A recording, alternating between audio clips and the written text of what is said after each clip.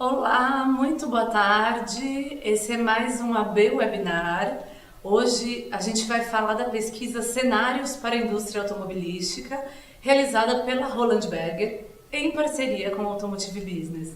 O convidado dessa tarde é o Rodrigo Custódio, diretor da Roland Berger. Bem-vindo, Rodrigo. Obrigado, Giovana. Obrigado, é um prazer estar aqui, um prazer estar aqui com vocês para essa conversa sobre a situação atual da indústria e as perspectivas futuras. Muito bem, muito obrigada, gente, pela audiência. Aqui a conversa só flui com a participação de vocês, então, por favor, mandem perguntas, fiquem à vontade para tirar dúvidas com o Rodrigo. Então, vamos lá.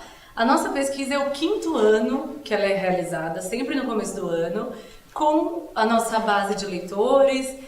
E o interessante, né, que esse ano a gente teve um recorde de participação, com mais de 600 respostas super qualificadas de profissionais da indústria.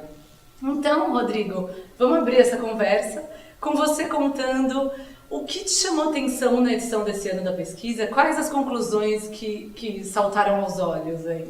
Giovana, realmente foi uma pesquisa bem interessante esse ano, 600 respondentes. E uma visão bastante franca, eu acho, dos participantes.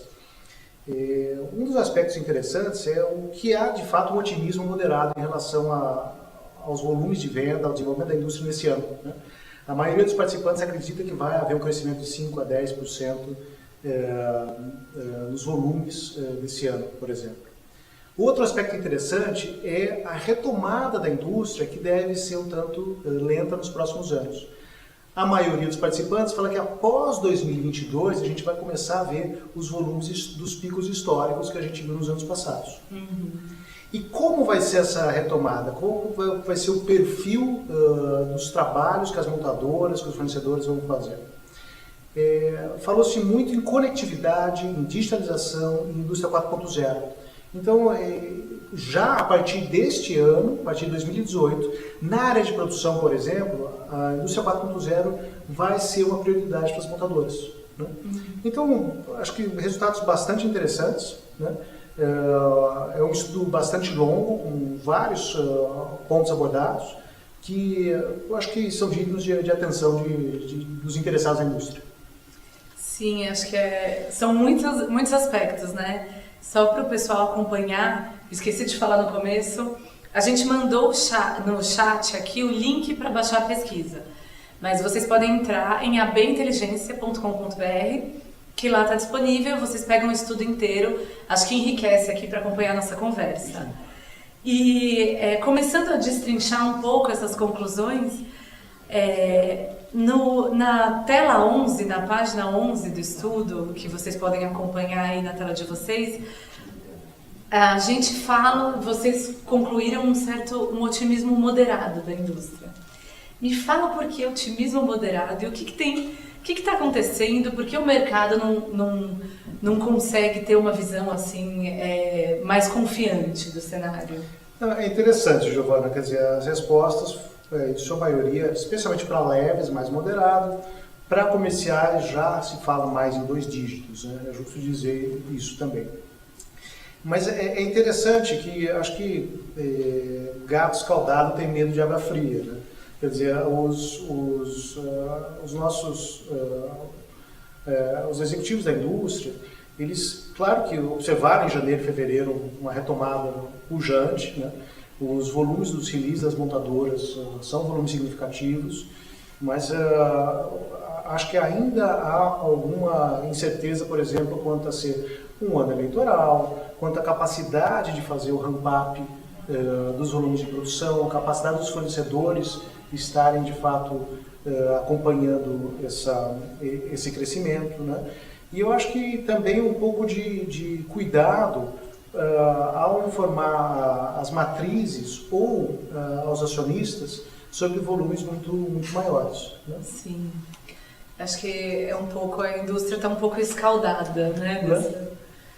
Muito bem. E para pesados, o cenário é mais interessante, mais positivo? Os pesados, o cenário é mais positivo. Se a gente olhar o ano passado, foi um ano, especialmente o começo do ano, foi um ano muito ruim, né? gente vendeu 500 ônibus em janeiro, 400 em fevereiro, né? Então, o potencial de retomada para pesados é um potencial muito maior, né? Sim. À medida que a indústria a economia começa a se ativar, são necessários novos investimentos em caminhões, né? Os transportistas são muito profissionais, buscam eficiência, então o equipamento novo ajuda nisso, né? Ao mesmo tempo, quando a gente olha, por exemplo, para ônibus, também será necessária renovação de frotas de ônibus, até por questões regulatórias. Algumas cidades determinam que os ônibus precisam ser trocados a cada 7, 8 anos. Sim. Então tem uma demanda que vai vir, né? Então no caso dos veículos comerciais, aí acho que existe um otimismo um pouco maior. Sim. É uma boa notícia, né? Porque é um segmento que sofreu demais nos últimos anos, né? Sim. Não, é uma ótima notícia, Acho que estamos todos entusiasmados com a recuperação da indústria automobilística no Brasil. A gente vê isso, os principais executivos da indústria indo a público de maneira bastante otimista, falando sobre isso.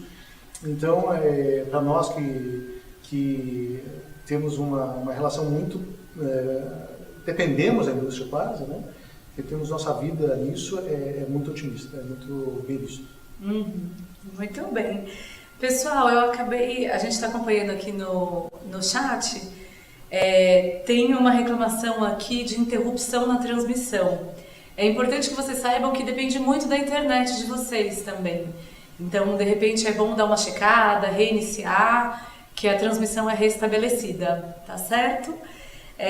E retomando aqui, você citou no começo da conversa essas conclusões, esses apontamentos que surgiram sobre indústria 4.0, sobre tecnologia. É muito legal porque em 5 edições do nosso estudo nunca foi tão evidente essa preocupação tecnológica, né? O que o levantamento apurou e que interpretação você faz disso? É muito interessante. Eu acho que há uma mudança de prioridades claramente dentro da indústria, né? Nos últimos anos a gente viu um foco muito grande em reestruturação, redução de custos, né? Reestruturações financeiras, inclusive, de muitos fornecedores. Esse foi um tema importante que a gente viu nos últimos anos. E a partir desse ano a gente vê um fôlego novo, a gente vê uma retomada com um foco diferente. Na produção, por exemplo, como eu falei antes, a indústria 4.0 é um tema importante. Por que é um tema importante? Porque é um tema que a indústria 4.0 não requer grandes investimentos. Então, para aquelas empresas que têm uma manufatura enxuta, por exemplo, passar para esse próximo nível não requer muitos investimentos, é uma coisa que você pode fazer de maneira incremental e vai, então, te trazendo benefícios visíveis, né? Quando a gente fala de conectividade, aí está muito relacionado à mudança que o consumidor teve nos últimos anos. A gente tem visto uma mudança sociológica, né? A gente vê uma mudança de comportamento do consumidor, muito conectado. O Brasil é um dos países mais conectados do mundo, né? Você pega, por exemplo, o Facebook, né? O terceiro maior mercado do Facebook é o Brasil, né? E logo atrás de Índia e Estados Unidos. Você pega o Brasil, então o brasileiro é muito conectado, muito aberto a explorar essas oportunidades. Então isso surge como uma oportunidade para montadores, surge como uma oportunidade para fornecedores e para outros elementos da cadeia, né? Inclusive, por exemplo, para concessionários, né? E uma das coisas que a gente viu na nossa pesquisa é que o concessionário está muito aberto a usar novos meios de tecnologia para melhorar a interação do consumidor com a marca, né?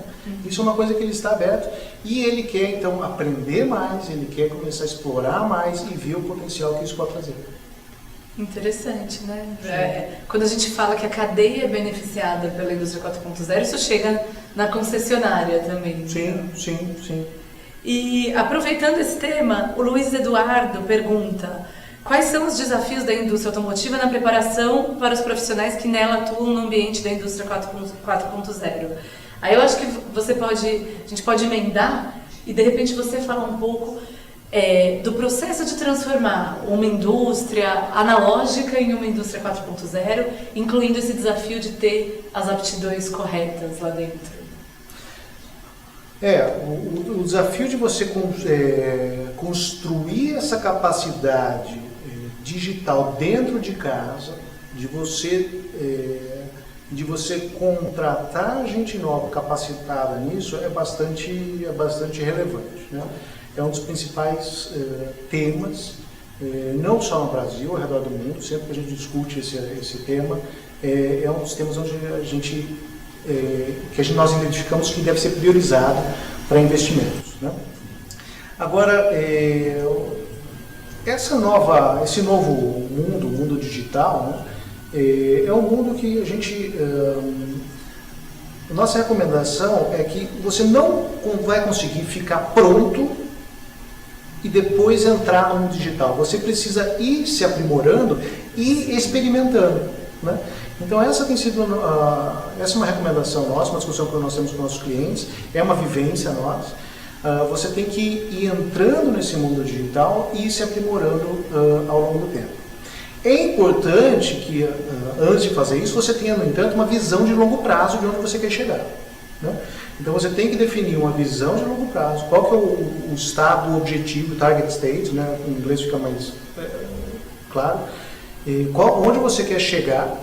Então, uma vez definido esse onde você quer chegar, você definir um caminho que permita você ir passando por experimentação, né? E muito importante nesse caminho é a construção de ecossistemas, né?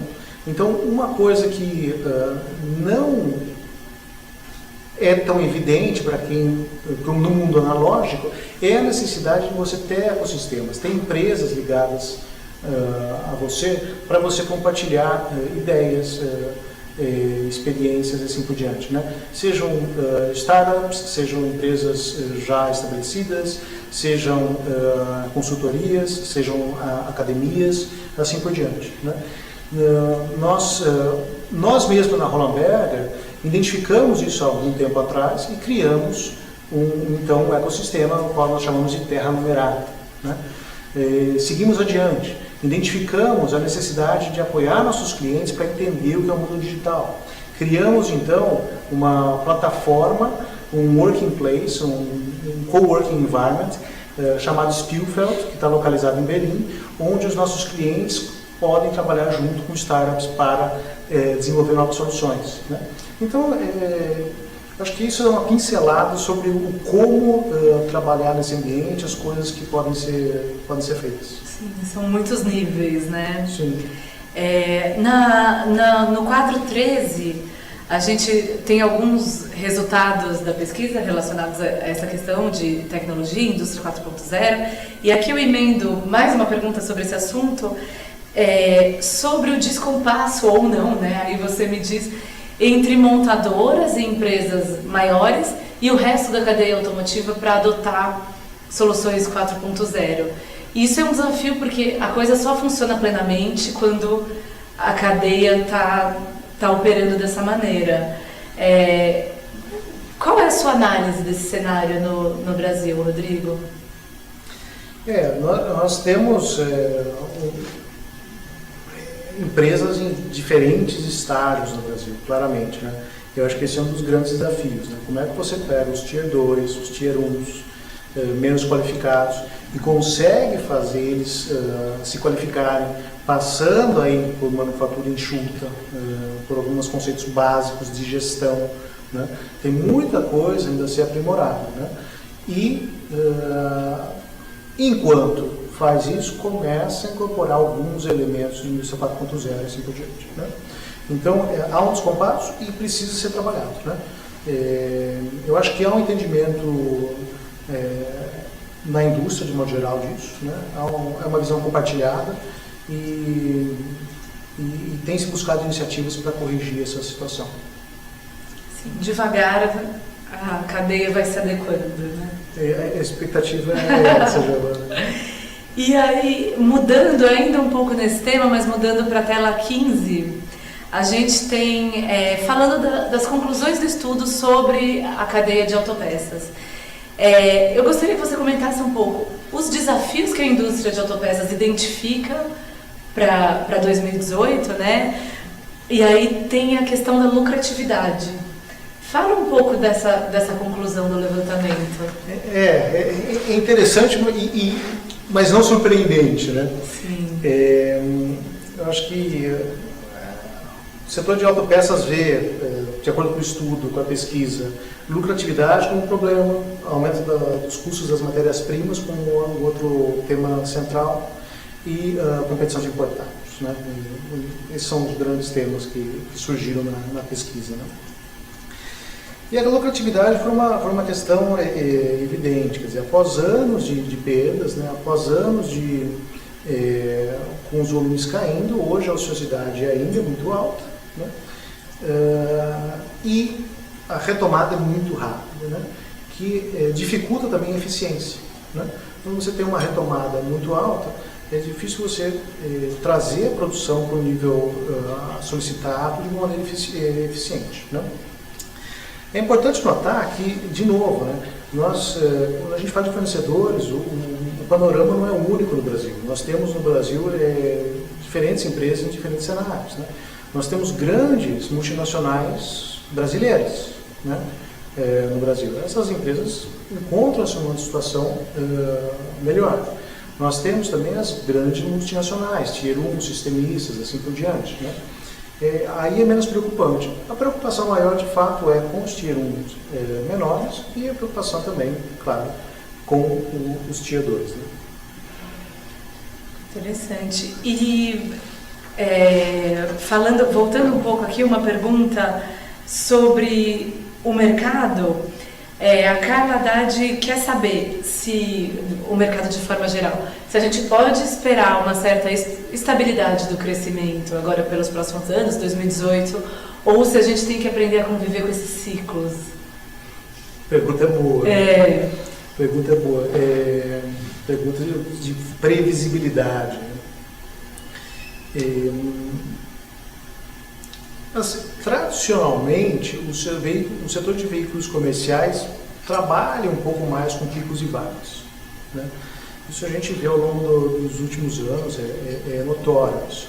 Pelas razões que eu falava antes, quer dizer, depende um pouco da atividade econômica, quando há uma maior atividade econômica em determinado setor, depende de aspectos regulatórios, por exemplo, renovações de frota, assim por diante, no ônibus urbano, por exemplo, assim por diante, né?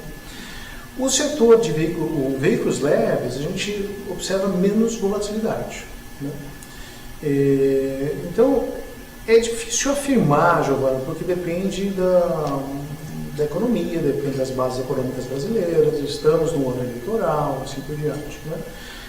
Mas a base nossa é tão baixa e com um cenário de perspectiva positiva para o PIB, né? A perspectiva é de crescimento da ordem de 3% para os próximos anos, é isso que se vê na economia.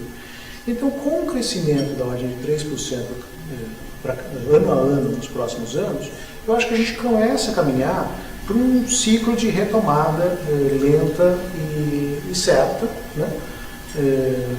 Eu acho que esse é um cenário base razoável com o planejamento. Sim. Então, dá para respirar aliviado por um período, né? Eu acho que sim. É difícil cair mais ainda, né, Giovana? É difícil cair mais ainda. O que a gente viu nos últimos anos foi realmente terrível. Então, a expectativa acho que é positiva. Sim. Muito bem. E falando a pesquisa também apurou esse desejo muito grande, essa preocupação forte das empresas em ganhar produtividade, né? Sim. A Roland Berger destaca como uma das principais preocupações para 2018. O que aconteceu que de repente a indústria parou para pensar e olhar para isso? É um amadurecimento, é a pressão externa, é a crise? O que aconteceu e por onde buscar essa produtividade nesse momento de crise? Eu entendo isso como uma necessidade, né?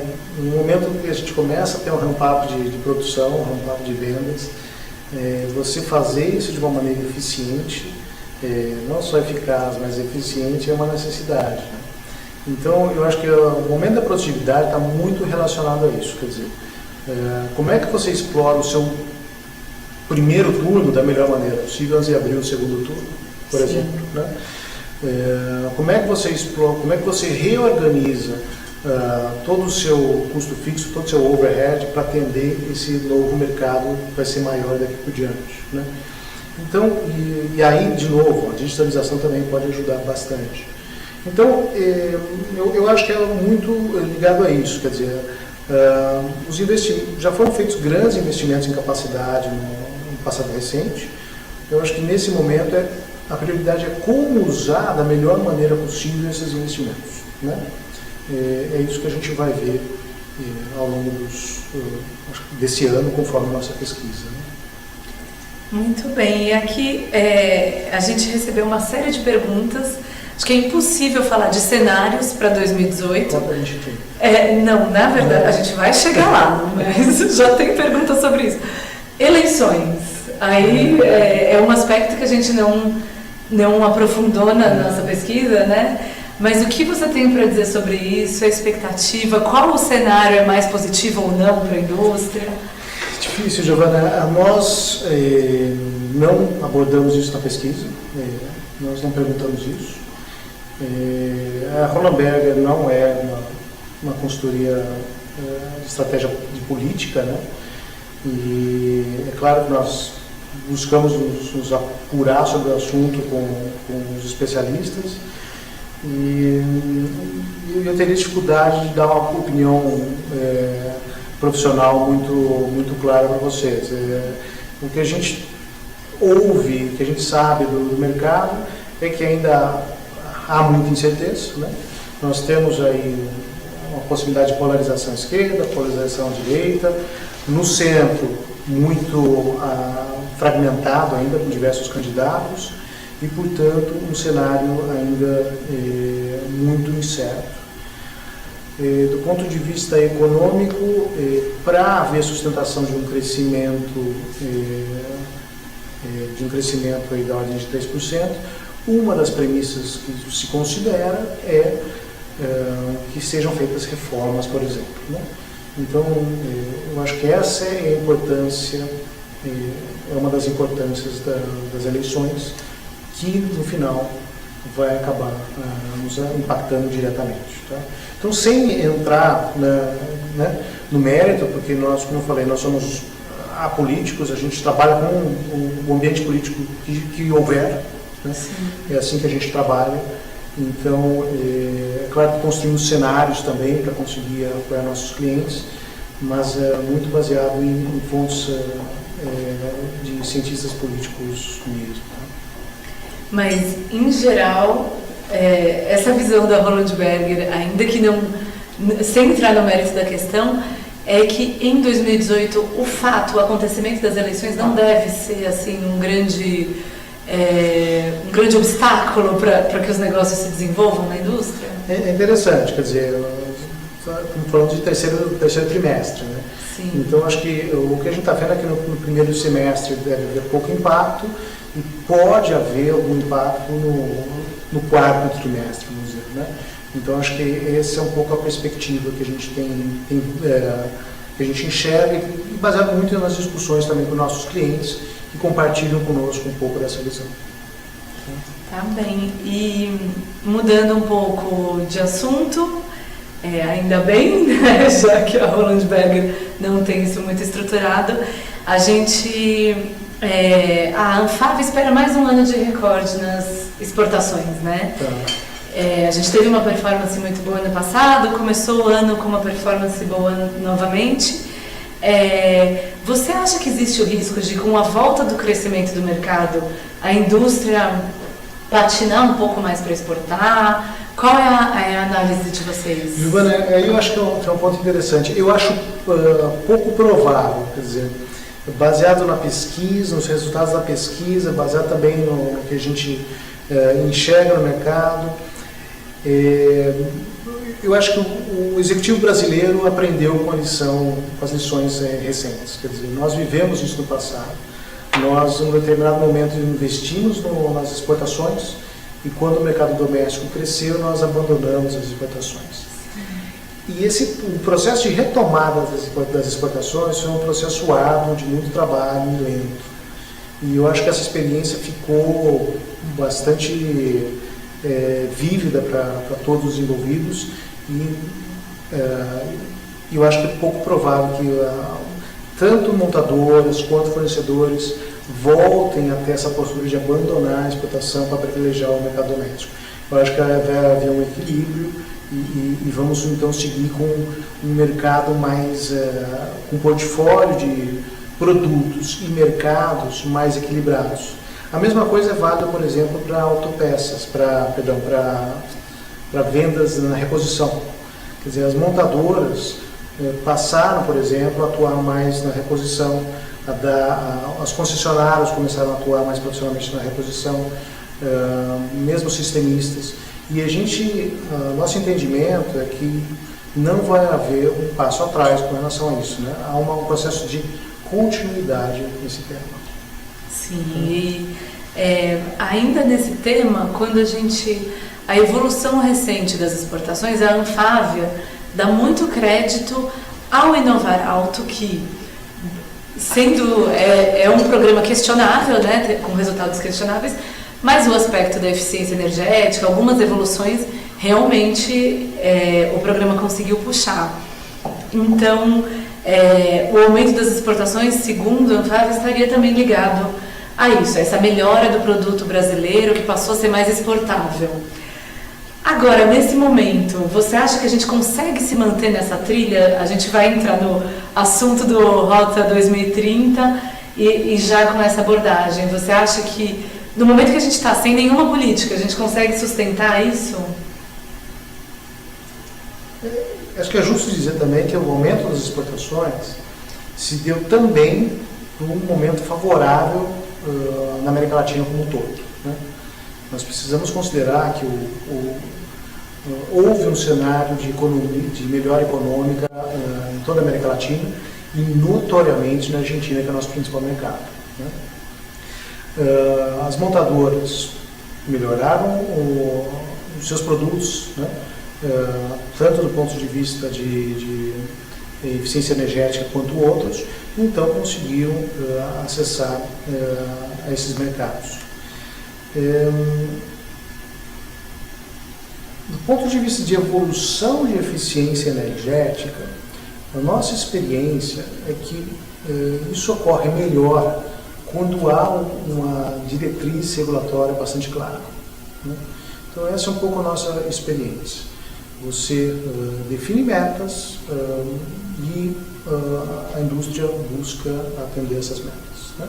As tecnologias existem, estão disponíveis, fornecedores, montadoras têm acesso a essas tecnologias, muitas vezes nas suas matrizes, muitas vezes já aqui no Brasil, na América Latina, e o ambiente regulatório ajuda na melhoria da eficiência energética. Quando a gente fala de outros itens tecnológicos, outras questões, aí está muito relacionado também ao modo de competir de cada montadora, né? Itens de conforto, por exemplo, está relacionado a isso, né? Então, acho que um ambiente regulatório previsível, né, ajuda numa evolução contínua, né? Sim. E no levantamento, né, na pesquisa Cenários, uma das conclusões, 31% dos entrevistados falaram que não acreditavam que o Rota 2030 fosse aprovado, já não acreditavam mais no programa. E realmente a pesquisa aconteceu entre janeiro e fevereiro, né? E a gente teve a surpresa de, pelo menos por enquanto, o assunto está suspenso, foi barrado no Ministério da Fazenda e não há previsão de quando ele vai evoluir. Conta um pouco, então, para a nossa audiência das conclusões em relação à Rota 2030 e da visão da Roland Berger também sobre esse tema. Claro. Giovana, nesse ponto, acho que os participantes da pesquisa foram um pouco visionários, eles anteciparam com isso. certeza. Existe uma certa ansiedade em relação à Rota 2030, né? A maioria dos participantes se mostrou favorável, né? Apesar de não enxergarem o programa como um programa perfeito, enxergam o programa como um bom programa, né? Essa é a nossa avaliação. Mas já antevendo uma baixa probabilidade de fato do programa sair ainda este ano, né? O que é a nossa visão sobre o assunto? A nossa visão sobre o tema é que previsibilidade, né, é uma boa coisa, né? Então, uma regulação tem que estabelecer uma base comum e previsível para que todas as empresas atuantes no setor possam trabalhar. O Rota 2030, ele começou de fato com essa missão, né? Falar, olha, vamos ter 3 ciclos de 5 anos para que a indústria saiba para onde nós estamos caminhando. Mas nesse momento, pela sua não aprovação, né, e até pela maneira como foi construído de certo modo, nós temos uma completa falta de visão sobre isso. Então você pode imaginar que os acionistas ou as matrizes das montadoras e fornecedores aqui na região, eles têm uma dificuldade maior de orientar ou de aprovar investimentos para uma determinada área ou outra, né? Isso é claro que é assim, porque muitas das coisas são promovidas pelas próprias montadoras, pelos próprios fornecedores, assim por diante, né? Mas você ter um marco regulatório muito claro te dá uma segurança para fazer os investimentos sabendo que o retorno vai vir. Sim. Né? E duas questões, Rodrigo. A Roland Berger, acredita que o Rota 2030 vai ser aprovado de alguma forma? E também a sua análise do cenário que a gente tinha, né? Os participantes da pesquisa viam como positivo o programa. E você concorda? Você acha que o programa estava no caminho certo até ele desandar e não ser aprovado? Eu acho que o Rota 2030 tem muitas qualidades. Ela é, sem dúvida, uma evolução em relação ao Nevaraldo, né? Mas, de certo modo, mostra ainda que nós estamos aprendendo a regular a indústria automobilística, né? É um processo de evolução, né? Então, eu acho muito positivo quando se fala, olha, vamos ter uma visão até 2030, 3 ciclos de 5 anos, né? É uma coisa bastante interessante. A maneira como foi estruturado, com 6, 7 pilares, né, também é uma estrutura muito interessante e abrangente, né? Leva em consideração aspectos atuais, do momento, problemas atuais, e uma pitada de modelos futuros, né? Por outro lado, ao mesmo tempo que ele busca dar uma transparência sobre 2030, ele não é muito claro sobre onde nós queremos chegar, né? Ou seja, dentro da visão do Rota 2030, fala-se, por exemplo, em estar atualizado com as novas tendências, com os grandes mercados, com o CDE, com Estados Unidos, Europa, Ásia, assim por diante. Mas ele não diz exatamente o que isso significa, né? O que significa? Fala-se em ser capaz de competir, estar inserido na cadeia produtiva global. Mas aonde que a gente quer competir? É impossível ser bom em tudo, né? O Brasil não tem escala para isso, né? Nós não produzimos 3 milhões de veículos, né? Se a gente pegar a China, são 28 milhões, a Europa 20, os Estados Unidos 17, 18 milhões. Nós não temos escala para competir com tudo, com todos em tudo. Então, eu acho que falta uma discussão de onde nós queremos ser competitivos, onde nós queremos ganhar de fato, e metas claras. Quando a gente fala vamos acompanhar essa tendência, o que significa isso? Nós vamos partir para uma eletrificação, né? Ou não? Nós vamos então investir em etanol e vamos vender motores a combustão baseados em etanol para o resto do mundo. Você veja bem, tem que definir, nós temos que definir quem nós queremos ser. Nós queremos ser a solução de baixo custo para países de baixo custo, ou nós queremos ser os fabricantes de ponta tecnológica para países desenvolvidos, Né? Então, eu acho que tem uma série de questões ainda que faltam afinar, especialmente com relação à visão do que a indústria nossa vai ser para 2025, para 2030, né? E aí sim construir os mecanismos, as bases de fomento, assim por diante, para que isso ocorra.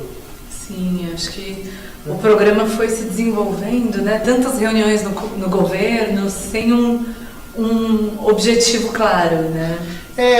Você vê, teve até uma colega nossa, de uma outra consultoria do mercado, que falou, Rota 2030 parece mais Rota 2015, 2020.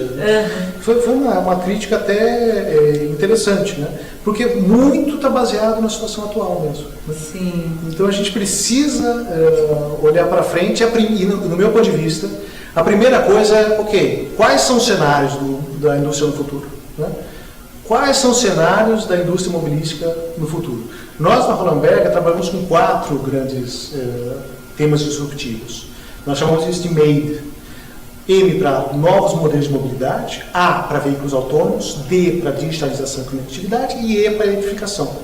E nós acompanhamos em cada mercado, né, regional, por segmento, né, acompanhamos em cada mercado como isso vai se desenvolver.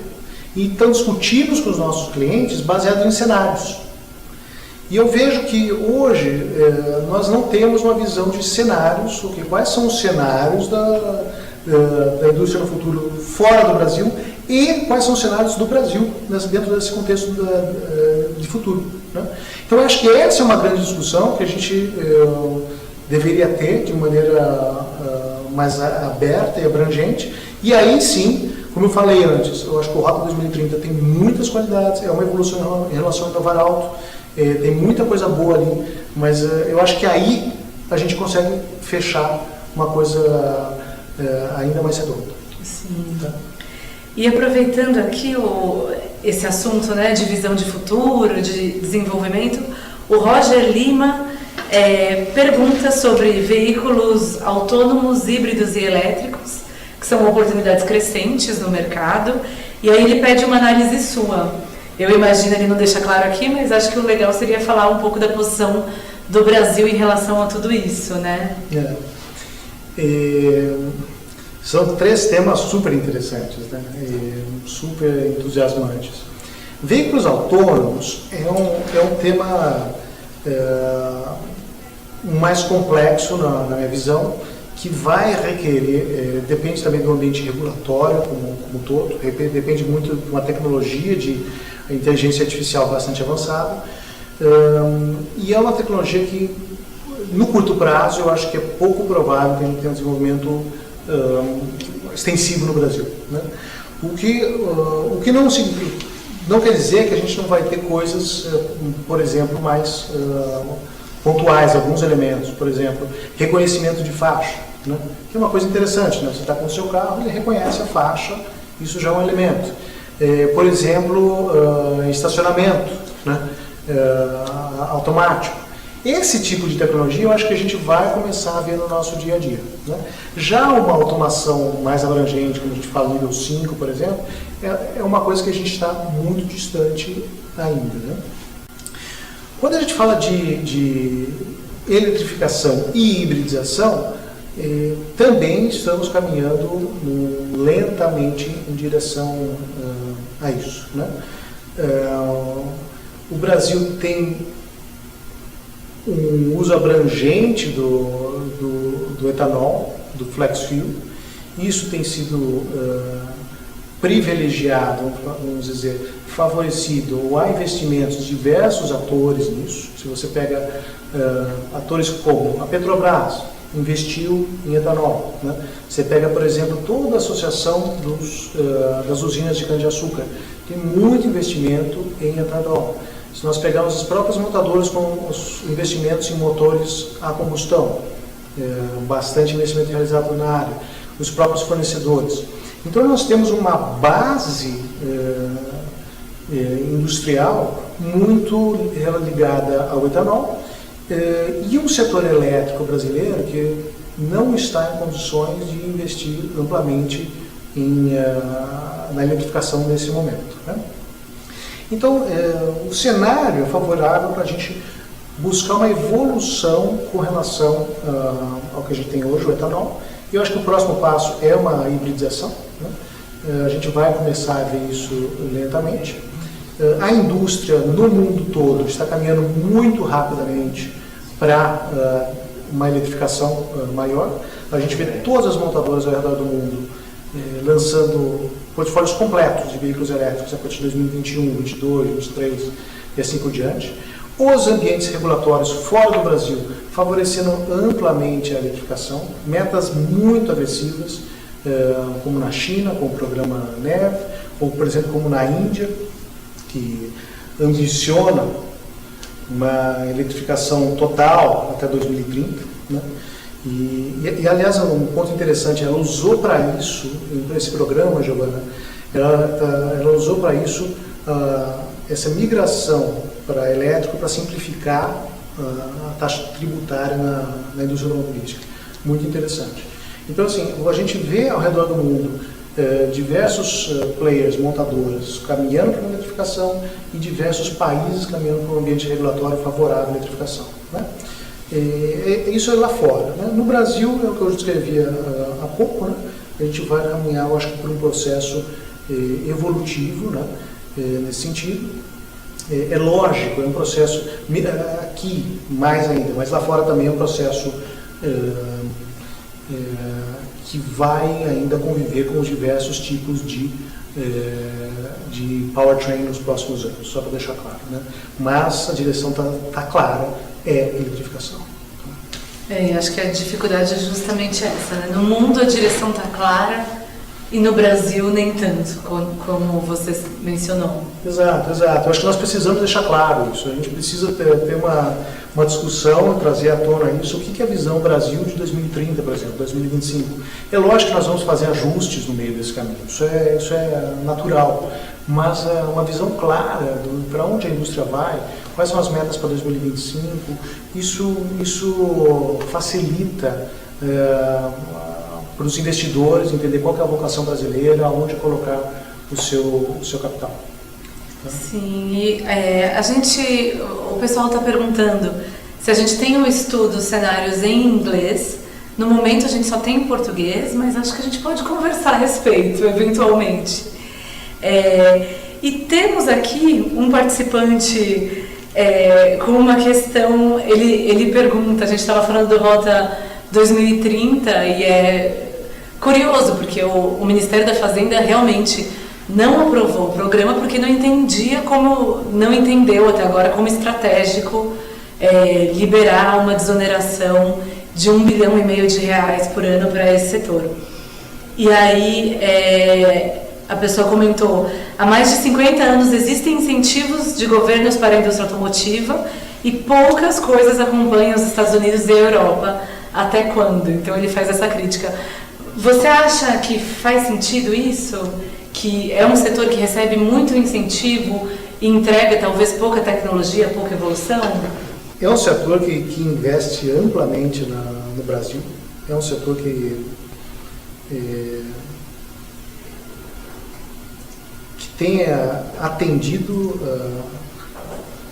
de certo modo, as solicitações e necessidades dos consumidores, do mercado consumidor como um todo. Em que contexto que eu falo isso? Eu falo no seguinte contexto. O preço médio de um veículo nos Estados Unidos é $34 mil, né? Ou seja, R$100 mil. Né? Então, de certo modo, a gente compara o Brasil com os Estados Unidos muitas vezes, mas é uma comparação difícil. Quer dizer, o consumidor americano está disposto, na média, a colocar R$100 mil num carro. Né? Então é lógico que ele recebe mais tecnologia por isso. Né?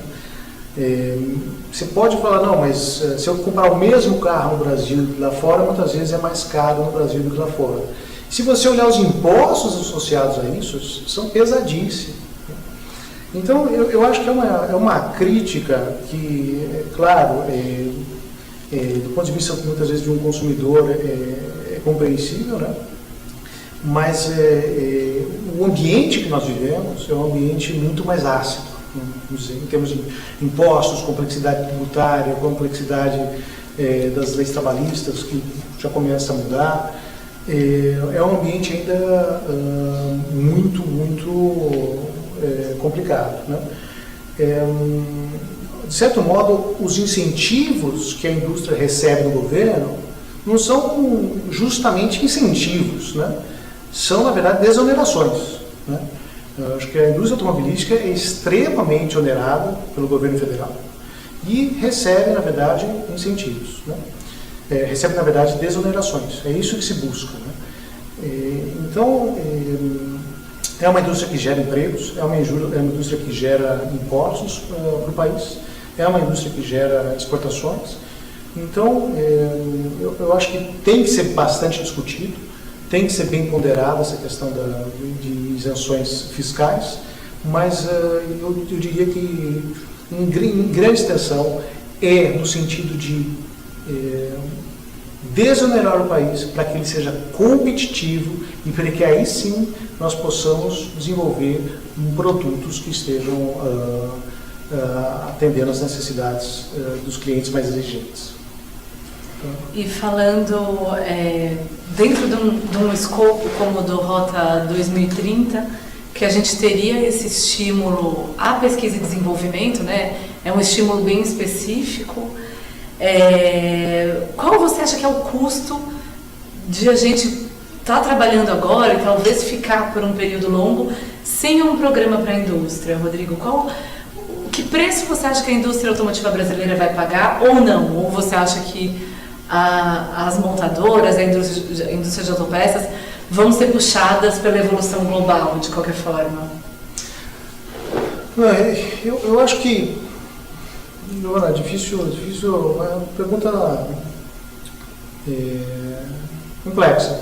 Mas eu acho que, como eu falei antes, a falta de um ambiente regulatório claro, de um marco regulatório bem estabelecido, é algo que vai exigir mais ponderação por parte de montadoras, por parte de fornecedores, e mesmo por parte de novos entrantes, né? Sejam eles empresas nacionais, startups ou novas empresas internacionais que querem entrar no Brasil. Quer dizer, como você não sabe para onde vai esse mercado, aumenta o risco.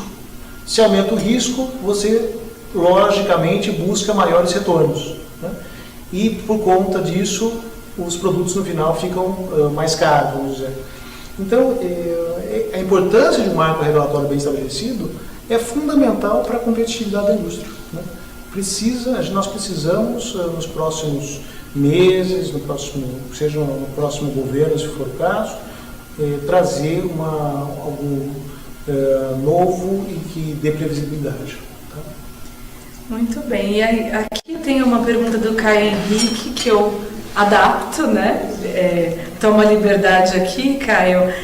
Ele questiona que com a melhora do cenário automotivo nacional, como você avalia a possível chegada de subdivisões de marcas que já atuam no Brasil? E aí eu estendo isso à chegada de novas montadoras e novas marcas de forma geral.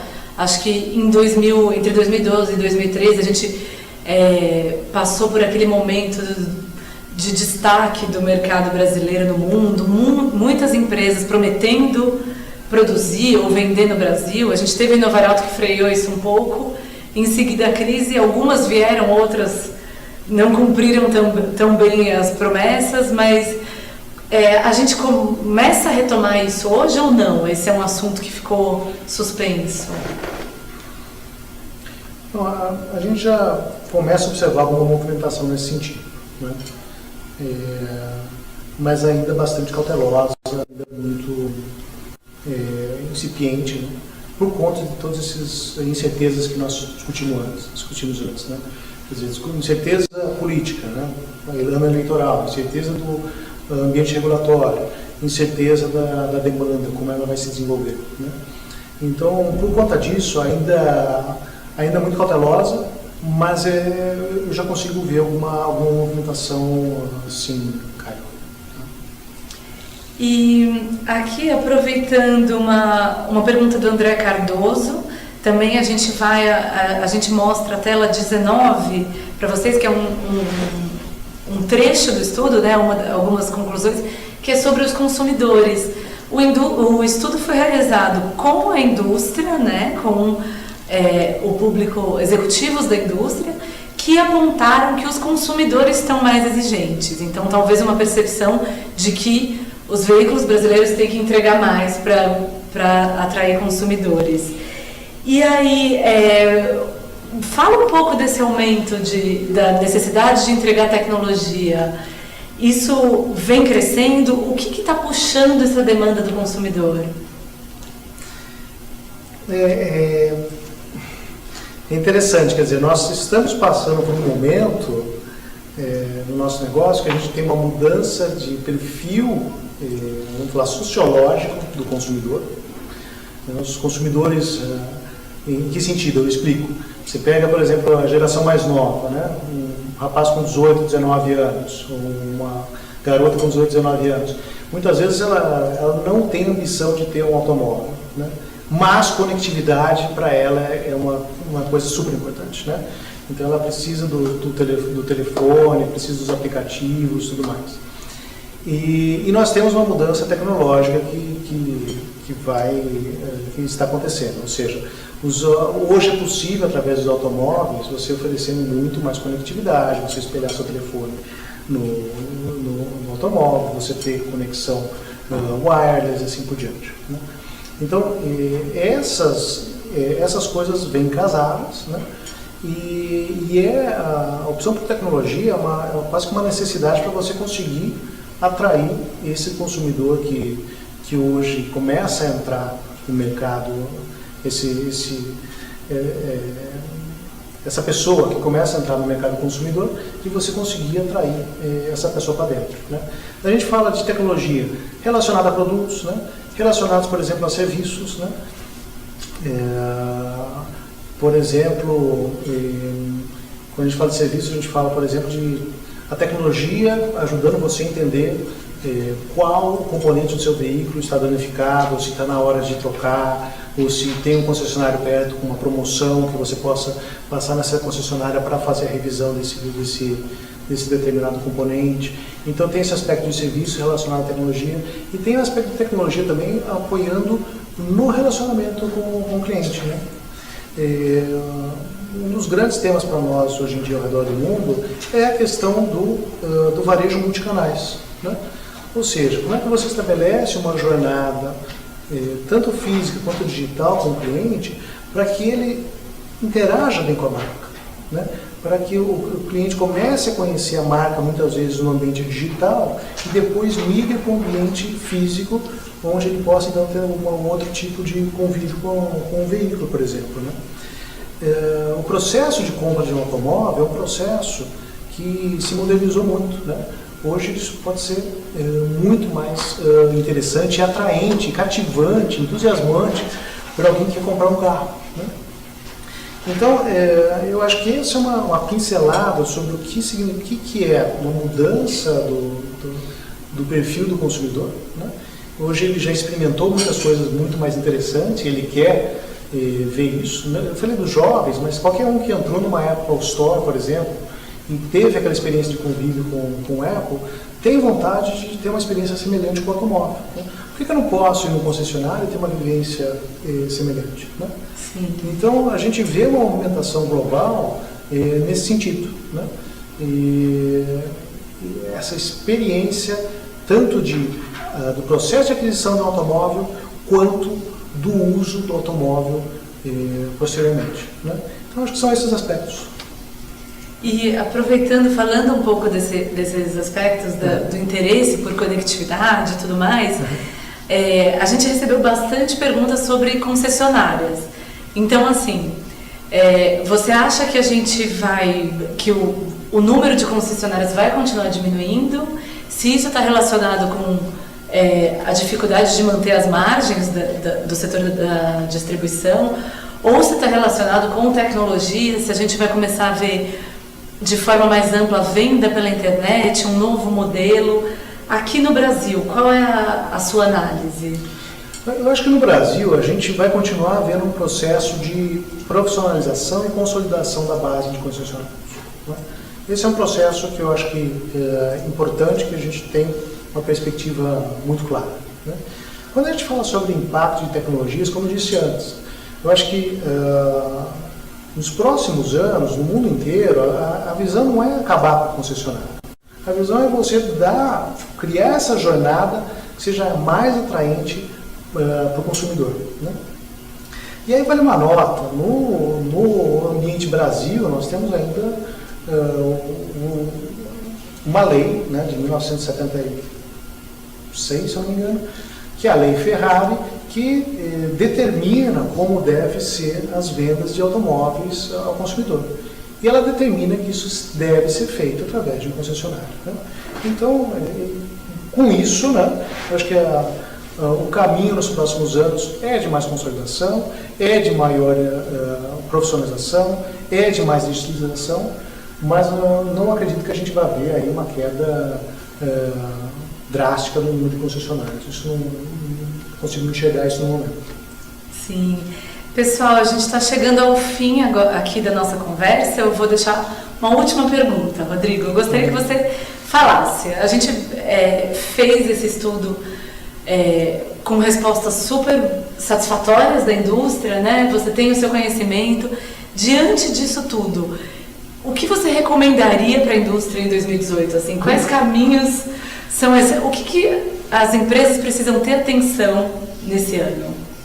Eu acho que 2018 é um ano de reestruturação, vamos falar assim, no bom sentido da indústria, né? É um ano que a gente retoma um caminho de crescimento. Depois de anos de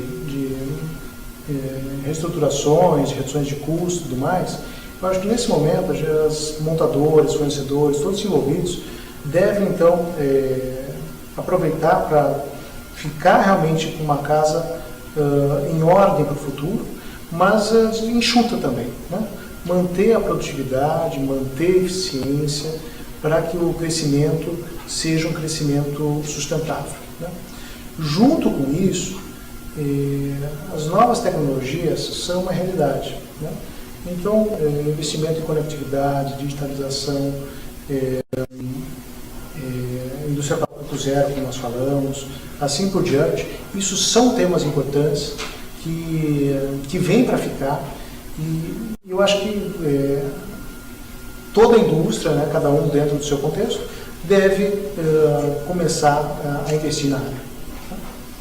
Muito bem, a gente tem agora o nosso sorteio.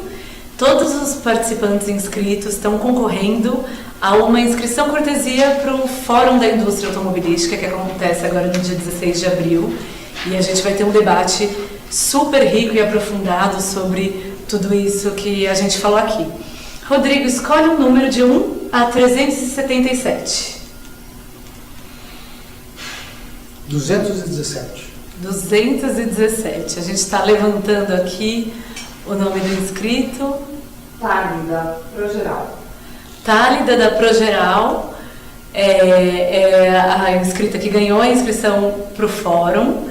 E eu agradeço imensamente a audiência e a participação de todos vocês com perguntas tão inteligentes. Muito obrigada. Obrigada, Rodrigo. Obrigado, Giovana. Foi um prazer. Obrigado a todos pela ótima discussão. E fico à disposição para alguma pergunta não completamente respondida. Pessoal, o contato do Rodrigo e mais informações estão no estudo Cenários para a Indústria Automobilística, que está disponível na AB Inteligência, abinteligência.com.br. Muito obrigada e até a próxima. Até logo.